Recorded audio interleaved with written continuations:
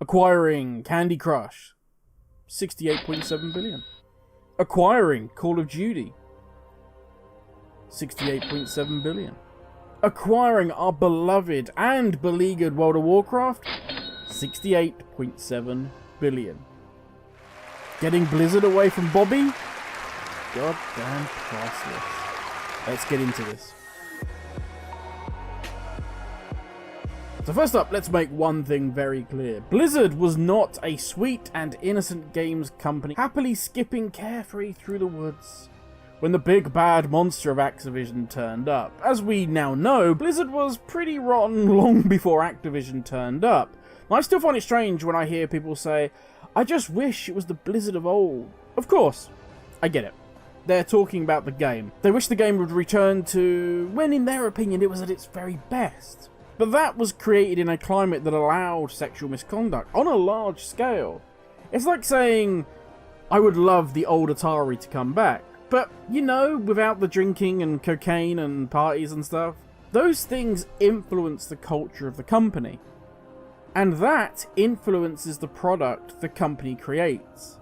We get no E.T., the worst game supposedly ever made, without 48 hours of coding and cocaine binging. Actually, when I think about it, maybe they should have eased off the drugs a little bit. One of the things I do find hilarious from all of this is Bobby Kotick saying that this sale to Microsoft was down to two things. One being the fact that it was just simply a great deal for the shareholders. And let's be honest, Bobby himself, he's not exactly going to walk off into the sunset without a big pallet full of cash. And of course, no more lawsuits to worry about. And the second being, of course, the delays to Overwatch 2 and Diablo 4. And they were the only reasons. Bullshit. Bullshit. No. I mean, it had nothing really to do with the legal problems, the issues with staff, or just really the stagnation of their whole product line recently. No. It's all down to Overwatch 2, Diablo 4, and just the fact it was an amazing deal. Yeah. Way to stick your head in the sand, Bobby. No, I can't. But what does this mean for Activision Blizzard going forward? The truth is, currently, Microsoft and AB are dating. They'll be seen in public more together, they'll have dinner occasionally, but realistically, they're still living very independent, separate lives. That is until this deal is finalised, and that will be June 2023. At that point, they're moving in together, and Activision Blizzard will be entirely owned by Microsoft. So really, in the short term, it's going to be business as usual. We can expect more 10.0 leaks to appear. You can have more videos of us moaning that 9.2 is going to be a grind. And at some point, we'll get news regarding what the next expansion will actually be, and then in time, the memes will eventually die down. And what will be interesting is going forward. Now, the best comparison we have really is ESO, or Elder Scrolls Online. Also now, of course, owned by Microsoft, since their 7.5 billion acquisition of ZeniMax Media, the parent company of Bethesda. Now, yes, I know, before anyone starts screaming, oh my god, that means console version of WoW! ESO was already console-based game. Microsoft never pushed that. They never made it a thing. Also, there is a difference that ESO is free to play, but there is a subscription if you so choose, and that gives you extra credits and other goodies. That subscription is part of your Xbox Game Pass. On top of that, having the Xbox Game Pass gives you a discount on any ESO game services. Now, truth be told, as long as there's add-on support, the way it is now, so long as they don't dumb the game down to suit the console controllers, I don't care. Consoles now have more than enough firepower to play WoW, and that was my opinion long before there was the whole clickbait BS about, oh my god, they've added controller support, that means WoW's going to consoles. Yeah.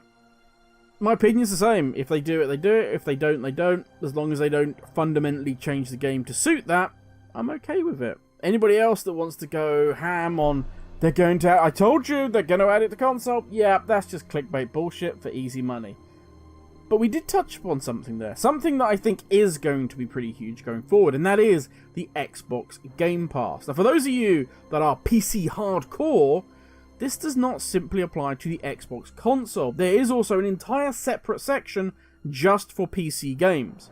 Now, will we be seeing the whole Activision Blizzard catalogue of games added to this? I would very much expect so. After all, most of Bethesda's games were added to the Xbox Pass. So that begs the question, will we, as subscribers of World of Warcraft, have our subscription changed to an Xbox PC Pass that would include World of Warcraft? Here's another thing. Will that also mean that we'll be able to purchase games, etc., using our Blizzard Gold? After all, we're now about to join the Microsoft family.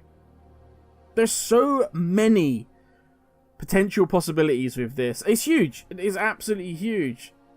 Even if the only thing that changes is WoW being added to the PC Pass for Xbox, that's massive. We're not even touching upon the technology that being part of Microsoft will give Blizzard. And don't get me wrong, there will always be those that will say it's all over, just to gain clicks. They'll be like, oh, we're doomed, it's a disaster, it's all, oh no, whatever shall we do? We'll never survive this. But funnily enough, mentioning ESO, here's some conversations from the ESO forums regarding the takeover by Microsoft of Bethesda. So let's read some of these forum comments. Just as the title reads, this is going to be a disaster. They killed Halo.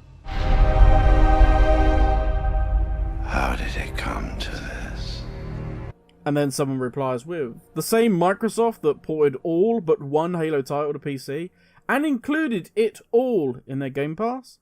The same Microsoft that will include its xCloud game streaming service free with its Game Pass? The same Microsoft that have been championing crossplay and many other gamer-friendly systems for the past couple of years? The same Microsoft that purchased, invested, and grew Minecraft even further, and is now the biggest selling game in the world? The same Microsoft that hosts dedicated high-quality servers for all its game studios, and even supports the pro scene for them?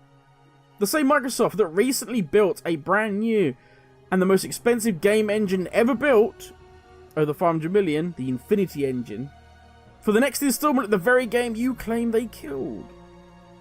And finally, probably the most honest, most cold, hard logic bomb of them all, Microsoft didn't buy Bethesda for a nearly 7-year-old MMO.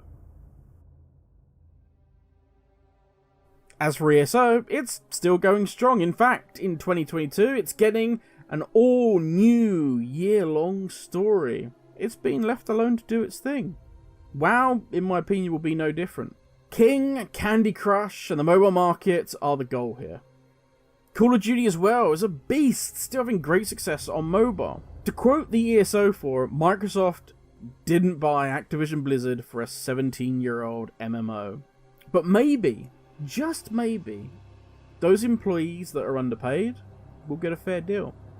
Those that were sexually assaulted will be heard. And finally, the employees can feel valued. Because those things influence the culture of a company.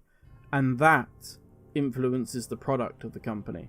And in this case, that can only be in an upwards direction. But that's enough from me. Thank you for watching. Stay safe, and I'll catch you all in the next video. Later, everyone.